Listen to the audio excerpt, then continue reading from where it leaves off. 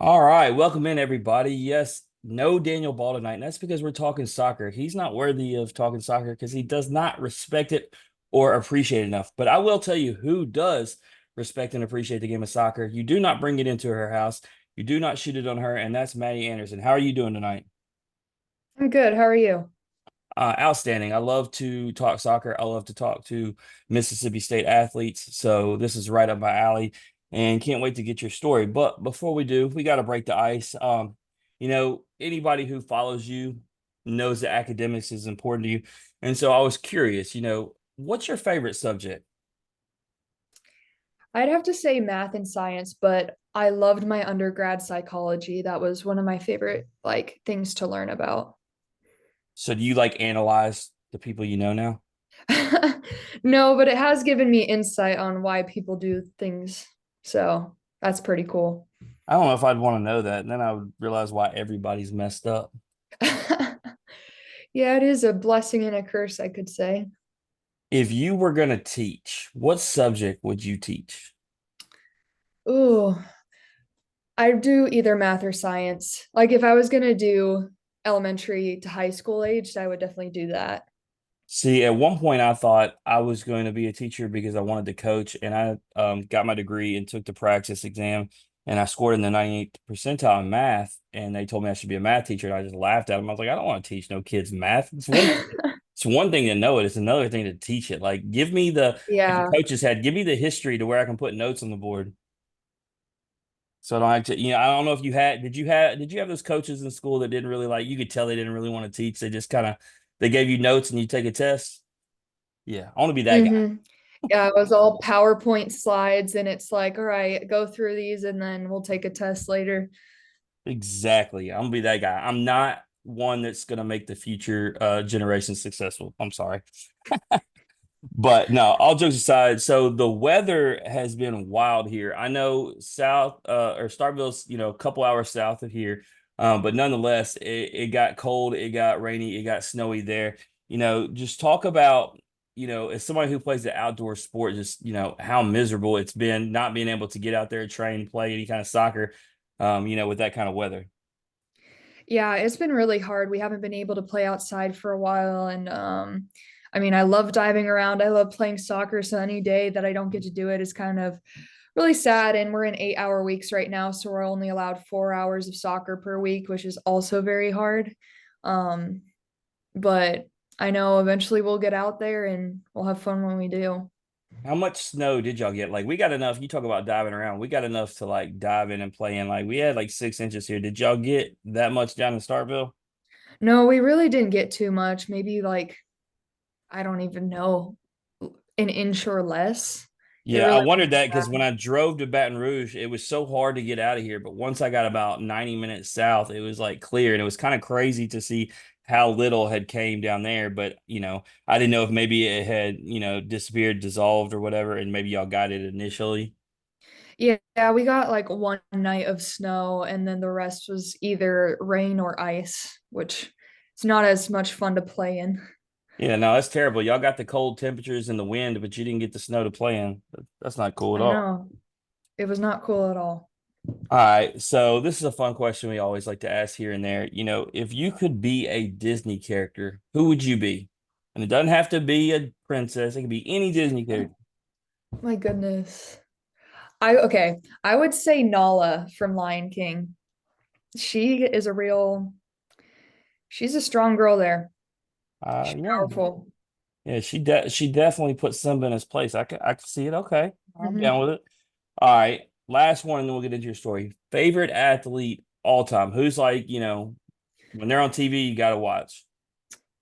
Gosh, I guess I have a male and a female. So Michael Jordan, all-time favorite.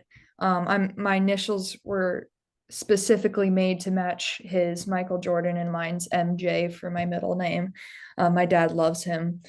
And then I'd say for my female, Aubrey Bledsoe, I guess it's Aubrey Kingsbury now. She's a goalkeeper for Washington Spirit. And I just love her personality on and off the field. And she's super sweet and humble. So definitely a good role model. Very nice. Yeah, and on the Michael Jordan side of things, you can't go wrong. And any time that answer is said, I always have to tell people, what's came of this podcast, we could have never projected, but it all started with COVID and us talking about The Last Dance and talking about Michael Jordan because he was everything to us. And so Mhm. shout out to Mike because if it isn't for his documentary, we never get to where we're at right now. So still Michael's greatness, even shining through us, it's still him. Yeah, he's awesome. I love that documentary. Absolutely. All right, so let's get into your story. For those who don't know, where are you from? I was originally born in Colorado, but I moved to Texas when I was like 13. So I'm from Houston, Texas. Okay, so you've been all around. Well, let's dive into the early time because we were just talking about snow. Like in Colorado, were you like up in the mountains or where were you at? I was about 45 minutes from the mountains, and I would say 45 minutes north of Denver, Colorado. Okay. But we definitely got a lot of snow. And so you go from Colorado to Houston, which I've been there, and like massive city, so much going on, crazy badass. Did you live in the city area? Or did you live in the suburbs on the outside? I live in the suburbs. It's Seabrook, Texas. It's kind of closer to the water. People more recognize Galveston, and I'm like 20 minutes from Galveston. Gotcha. All right. So from Texas, basically, talk to me about family growing up. We got mom, dad, brothers, sisters. What's the household look like? Mom and dad, and then I have an older brother. He's, I want to say 27. And then just recently, 2 years ago, he married, and I have my sister-in-law. Her name is Abby. And then a couple of days ago, they just had their first daughter. Her name is Violet. So my first niece. And I'm really excited about Congratulations. it. Thank you. You're gonna love it. It's so much better when they're not yours. You can spoil them, love on them, and Hmm. at the end of the day, you don't have to be the one to take them home. Hmm. I am very excited. She's already a little cutie pie, so Well, speaking of being little, at what point did you start playing soccer? Was it one of those things you started playing as soon as you were able to? yeah, I started, I want to say when I was 3 years old, and I kind of just played a bunch of different sports that whatever my brother played, I kind of just went along with it, but soccer was the one that stuck.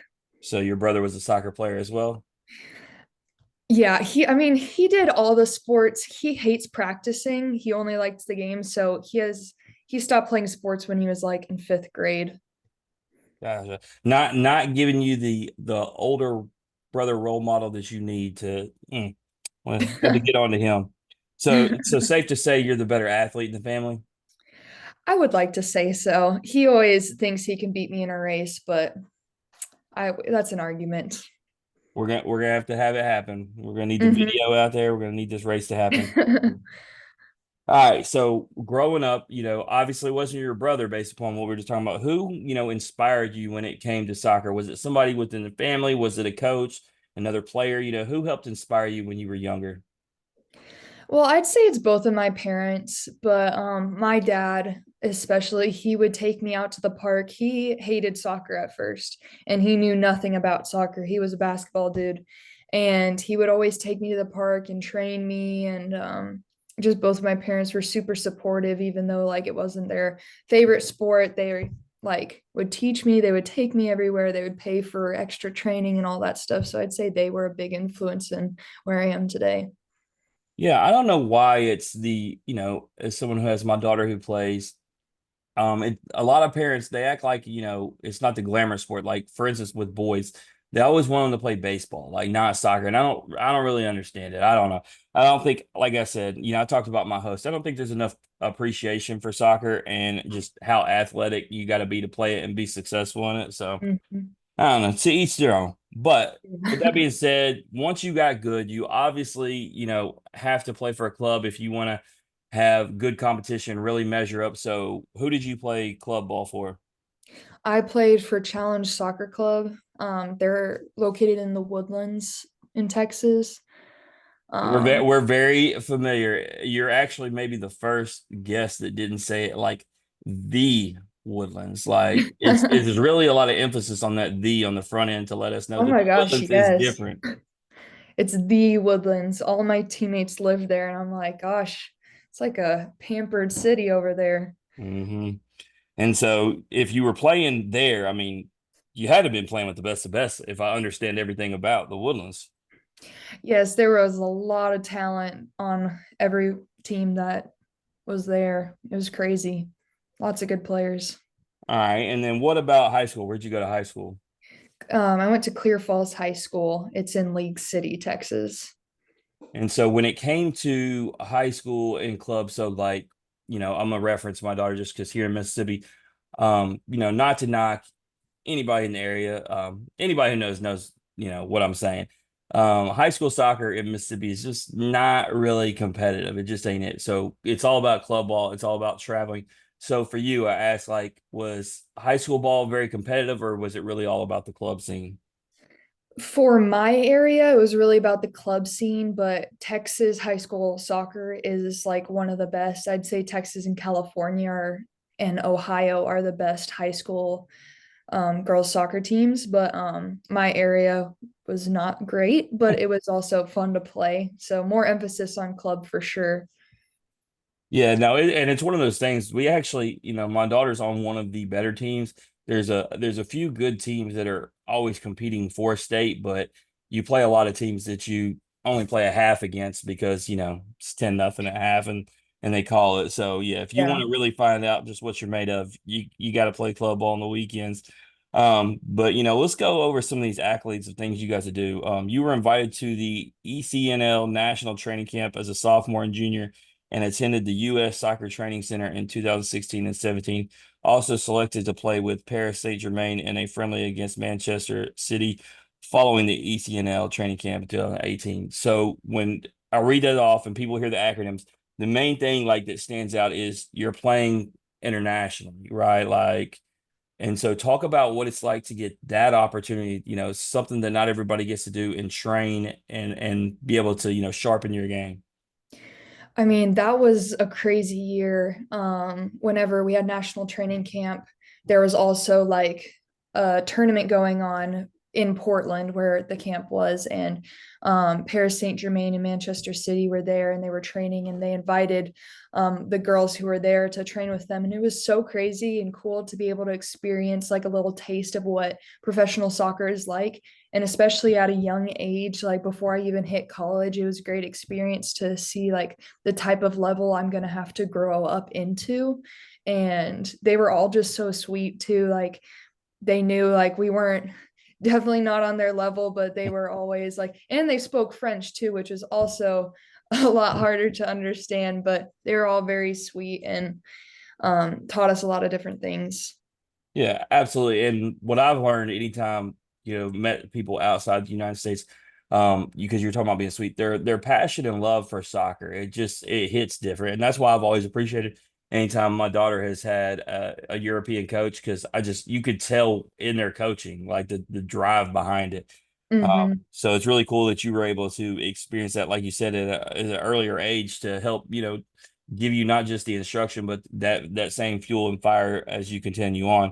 Mm-hmm. Um, you're ranked the number 29 player out of Texas, fourth ranked goalkeeper in the state. So between high school and club, clearly a lot of success, a lot of learning. At what point are colleges starting to reach out to you in the recruiting process?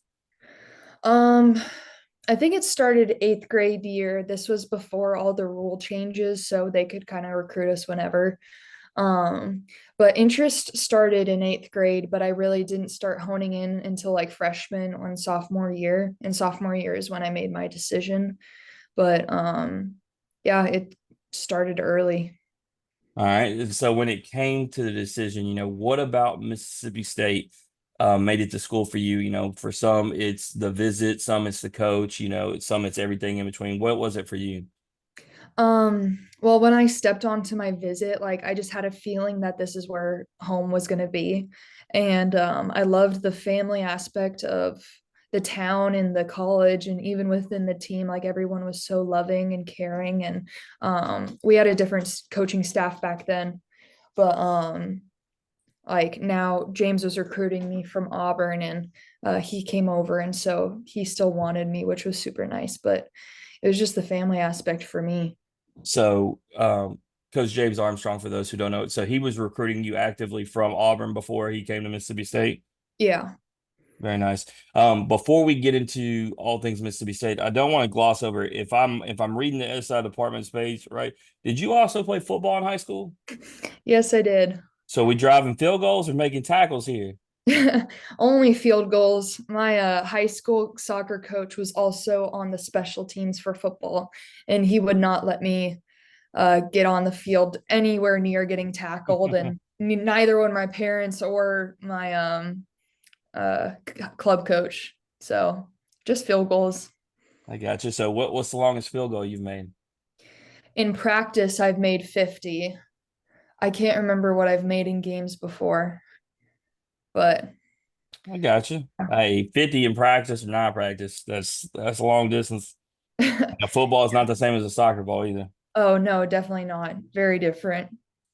All right, so you get to Starkville, first of all, I find Starkville, some people, don't see it for what it is. I think it's amazing. And maybe it's because they don't go to enough college towns to really see, especially when you look at the athletic side of things. I think Starkville is set up so nicely, all the different sports facilities.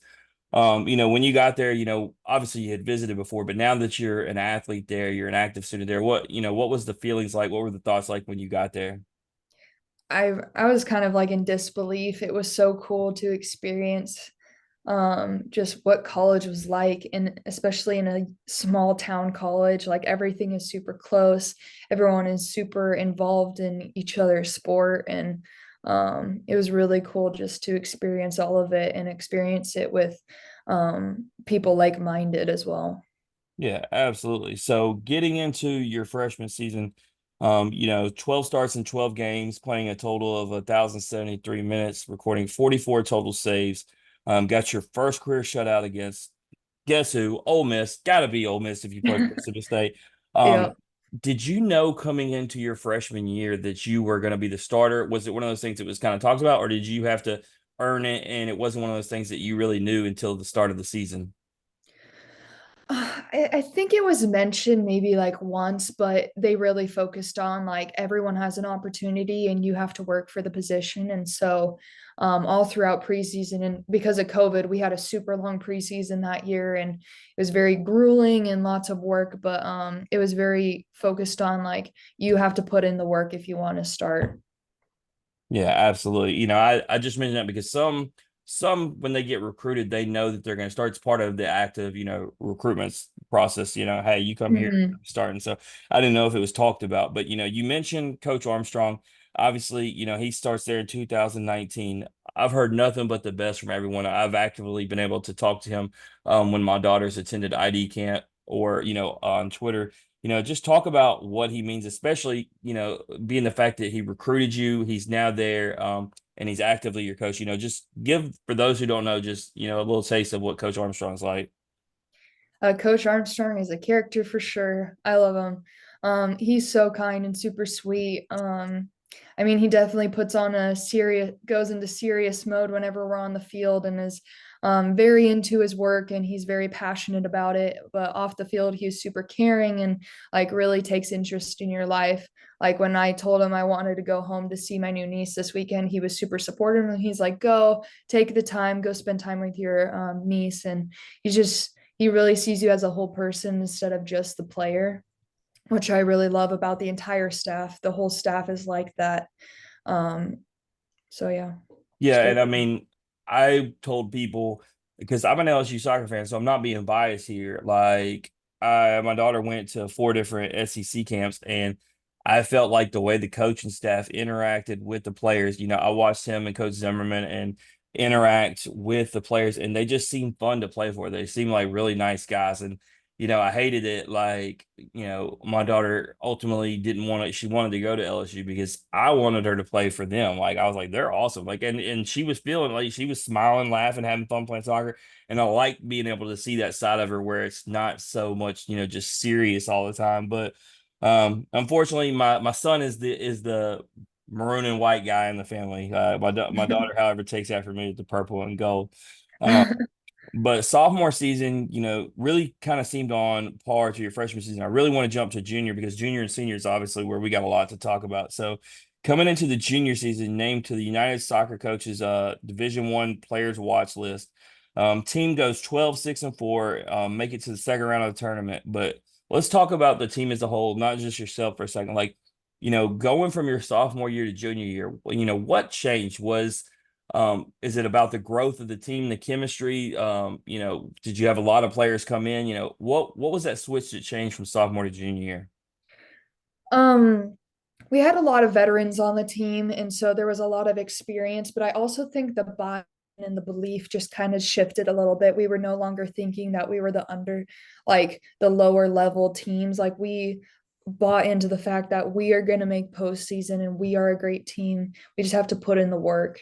And so I think that was a big shift mentally, and that's what really helped us to just kind of get over that little hump that we had in the previous years. Yeah, absolutely. And so you get to host a game against New Mexico State in the tournament. What was that like for y'all? Like you said, because if you're hosting a game in the NCAA tournament, to your point, you're not an underdog, right? So what was it like being able to host that first game and have them there in your house with the crowd? It was crazy. Like I don't think a lot of people understand how like special that is to be able to host a game and be able to be a part of that tournament because there's so many teams in the country but only 64 make it, and so it was huge for us and really a confidence booster going into that season and subsequent seasons. Yeah, and so y'all get the win. You ultimately fall to Memphis, who I'm obviously very familiar with, numerous guests from there.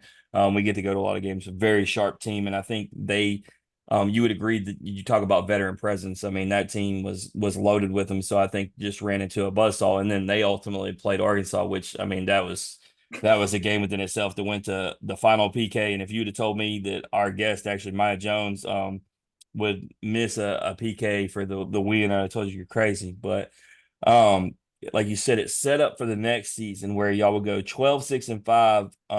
But I want to go to the win that I watched on TV, the big moment for y'all, and that's against Alabama, something that you hadn't done. Talk about the emotions for the team getting that victory, um the one at their place or the SEC tournament? the one at their place, because it Okay. wasn't just that y'all did it. I want to say it was like 27. I don't have it in front of me. It was a ridiculous number of games they had won in a row at home. Mhm.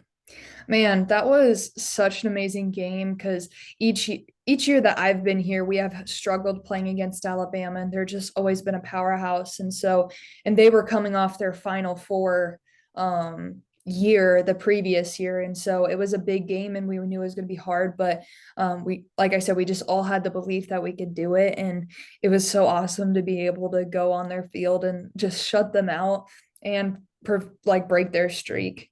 And it Yeah, was great feeling, and we got ice cream after too, so I mean that's a bonus. I mean, to speak to them and at home and just speak to them in general, to your point, I had went to it was like the fourth game of the season. We went and traveled and watched them host Memphis in a top 10 showdown. And they won that game 2-1. And then I watched them absolutely thump LSU 5-0. And so the idea that y'all beat them and on their turf really was a signature win, because it just based upon the other two games that I watched, it tells me a lot. So a huge win for y'all. And then, like you said, obviously an SEC tournament, but talk about going into the tournament this time, because you're hosting again against Providence, but like you talked about not being 100, but now this year you've really got to be feeling different. You've got tournament experience, you got marquee wins at Alabama, so you have to be feeling like this year, hey, we can really do something here. I think we definitely had even more belief because of what we did in the year and previous the last year. And we had a little more confidence going into the game, but I think that kind of was playing against us just a little bit throughout the game because we weren't playing the best that we wanted to, and we were kind of struggling and obviously went into overtime and not getting the chances we want. So that was kind of a little more of a wake up call to be like, hey, like this is the tournament, we need to go a little bit harder. We can't just like everyone's good now, like everyone, even though we're hosting and the person against us is supposed to be like less good and like a lower seed, like they're still great, they're one of the 64 teams that made Right. it. So I think that was a good game for us to play to get that knowledge and then make us like go into California with a better mindset. Yeah, absolutely. And y'all do go there and you go to Palo Alto and this time you do win the second round game, right? And Mhm. you beat Brown 2-1, so like advancing to the Sweet 16, doing something the school has never done before. Like when I say that, when you hear people say that, what does it mean to you and the team knowing that you've done something that no previous team before you has achieved? I mean, it's just such an honor and such a blessing because the experiences we get to have as college athletes is so special. But being able to do something and like make a name for your team at the school is huge. Like you are etched in the history books now, and like the whole team was a part of that. So that's really cool to be able to do and just be able to boost your school's reputation because I know MSU like is not doesn't have a long record of reputation like an FSU soccer team with all their national championships, but being able to do that is just really special and a really big moment for the university. Yeah, I like seeing, what I saw was a lot of people who are fans of the other sports of Mississippi State start to jump onto soccer, start to be fans, and then, a lot of them who had attended games started saying, "Hey, we need to build on those stadium. We need a bigger stadium." And I love to see it because people are acknowledging what y'all are doing, and that's only going to, get more people involved, build the program to be bigger. So I think you're now a team that has put yourself on the map. Obviously you lose in the Sweet 16, but you only lose 1-0 to the number 2 overall seed, and I mean, absolutely made Stanford sweat. So, some people aren't silver lining people, but I feel like y'all had to have felt good. Not only just made Sweet 16, but you gave Stanford a run. Yeah, and I think what hurts the most is like we totally could have won that game and like you said we were toe to toe with them, but it does give us great confidence going into this year being able to keep a lot of the same people and being able to have another opportunity to make it far and now we're just continuing to build onto the belief that we make each year that we can make it far and we can continue to make history. Yeah, and then they do the post that you and Macy Hodge are coming back, and it's exciting because any team, and I know you're a humble person, you may not say it or see it that way, but y'all are your team's two best players, and so when the captains and the best players are coming back, you have to feel good with what Coach Armstrong's doing, and he's got to feel good as a coach. Hey, I got my goalkeeper, I got my midfielder coming back, like let's go. We got the pieces around them. And so I know y'all are excited for next year. And like you said, y'all haven't been able to get there as much, with the weather and everything, but like next year is the sky's the limit. So I mean, is that the mood around the team and the girls, like, hey, we keep progressing each year. Next year, let's make a run and get a national championship. Oh yeah, that is definitely belief. One of our players, Alana, she said, "Why not us?" this previous year, and I think that's just kind of been our mantra the rest of the year. Like, um, going into this upcoming year, like we can do it, we can make it far, and we definitely have the national championship on our mind. Yeah, so the last thing, I want to ask is, like I said, seem like a very humble person, not someone who's going to brag. But, I posted the graphic when I said you were coming on the show, single season records for most minutes played, shutouts, saves. Like, what's it mean to you? I talked about what it meant for you being a part of the team, but as you as an individual, knowing that you've done your job in the goal so successful. I mean, this meant the world to me. I mean, I don't like to take credit, like you said. I mean, God gave me these abilities, and I try to glorify Him whenever I get on the field. But it's been a huge blessing, and it's been such an amazing experience these past 4 years, and um, I wouldn't have had it any other way. So I'm very thankful I committed here, and I'm very thankful that I've stayed these 4 years and I get an extra year here. Yeah, no doubt. And talking about the faith aspect, make sure, because I don't want to forget. I don't have it in my notes, but I just thought I always said it. When we go to plug or promote, make sure you plug and promote your IG because I've been seeing the videos you putting out. And so shout out to you for being a leader in your Christian faith. Thank you. But with that, we got to play the game of this or that. This or that is brought to you by the Bell Smith. I'm actually wearing my hat. I got my Macy Hodge autograph belt. I Nice. got to get my Maddie Anderson autograph belt. But Yes.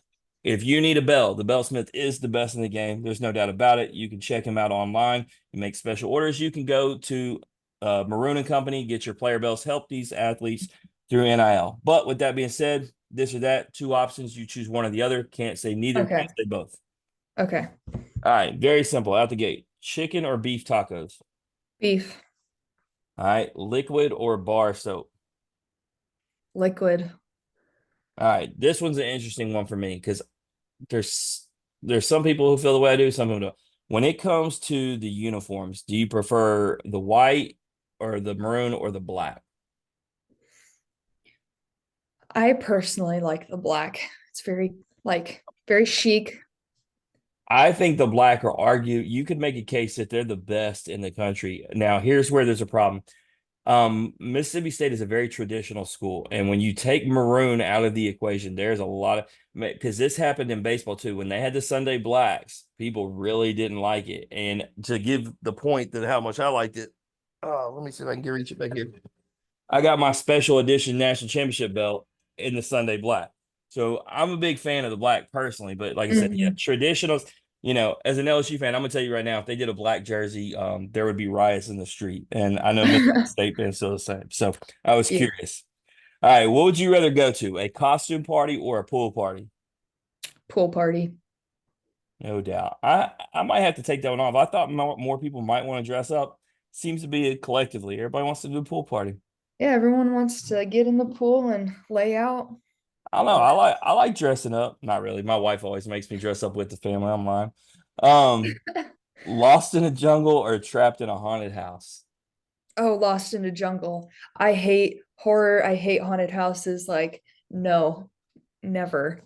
You have a fellow athlete at Mississippi State that I'm gonna tell you, Kinley Hawk came on here and she's a horror movie fanatic. And she says What? when she's having a bad day, she likes to unwind and watch The Conjuring. And I told Brooks that is the biggest red flag I've ever heard. And my son actually has a crush on Kinley Hawk. And I told him, I was like, buddy, she's not the one. But That is crazy. Okay, I will say a lot of us girls, we love our true crime. I'm fine with true crime. I just can't do like, Conjuring is not true crime. yeah, That that's not true crime. That's weird.